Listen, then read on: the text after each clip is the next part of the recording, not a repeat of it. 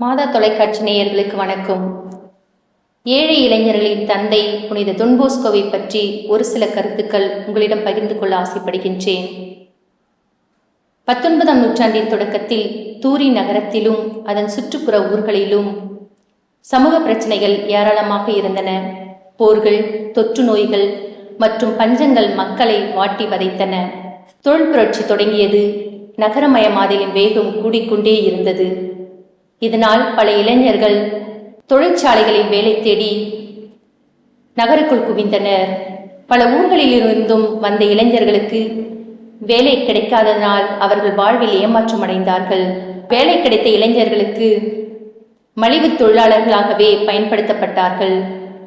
தொழிலாளர்களாக இருந்த இளைஞர்களுக்கு போதிய ஊதியம் இல்லாமலும் தங்குவதற்கு இடமில்லாமலும் தவித்துக் கொண்டிருந்தார்கள். உடைந்த நம்பிக்கைகளாலும் கைவிடப்பட்ட கனவுகளாலும் ஏமாற்றம் அடைந்த ஏழை சிறுவர்களாலும் இளைஞர்களாலும் சிறைகள் நிரம்பியிருந்தன. இதனை அறிந்த புனித தொன்போஸ்கோ ஏழை சிறுவர்களையும் இளைஞர்களையும் சீர்திருத்துவதே தன்னுடைய முழு நேர பணியாக்கி கொண்டார். ஆகவே இளைஞர்கள் பணி செய்யும் இடங்களிலும் அவர்கள் கூடும் இடங்களான கடைகள், சந்தை பகுதிகளிலும் சென்று அவர்களை சந்தித்தார். பல இளைஞர்கள் வெவ்வேறு கட்டிட தொழிலாளர்களாகவே வேலை செய்து வருவதை அறிந்து கொண்டு அவர்களுக்கு தேவையான அனைத்தையுமே புனித தொன்போஸ்கோ நிறைவேற்றி தந்தார். அதோடு மட்டுமன்றி பல இளைஞர்கள் இரவில் உறங்குவதே இல்லை என்பதை அறிந்தார்.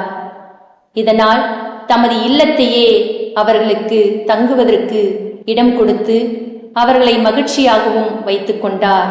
புனித தொன்போஸ்கோ சிறுவர்களுக்காகவும் ஏழை எளியவர்களுக்காகவும் தன் வாழ்வையே அர்ப்பணித்தார் என்று சொன்னால் அது மிகையாகாது. புனித தொன்போஸ்கோ வாழ்ந்த காலத்தில் ஏழை இளைஞர்கள் வழித்தவறி அலைந்த ஆடுகள் மீது எவ்வாறு இறைவன் பரிவு கொண்டாரோ அதுபோன்று புனித தொன்போஸ்கோவோ ஏழை இளைஞர்கள் மீது கருணை கொண்டு அவர்கள் வாழ்வில் ஏற்றம் பெற தன்னுடைய வாழ்வையே அர்ப்பணித்தார். தன்னுடைய வாழ்வு மட்டுமன்றி தன்னுடைய உடல், பொருள், ஆவி அனைத்தையுமே இளைஞர்களுக்காகவே புனித தொன்போஸ்கோ அர்ப்பணித்தார். அன்புக்குரியவர்களே, புனித தொன்போஸ்கோ வாழ்ந்த காலத்தில் பல இளைஞர்கள் எவ்வாறு வழித்தவறி சென்றார்களோ அவர்களை நல்வழிப்படுத்தினார். அதுபோன்று என்று நாம் வாழும் இந்த சமுதாயத்திலும் இளைஞர்கள் பலரும் நம்மை நாடி வருகின்ற போது அவர்களை நல்வழிப்படுத்த நாமும் முயற்சி எடுப்போம். நன்றி.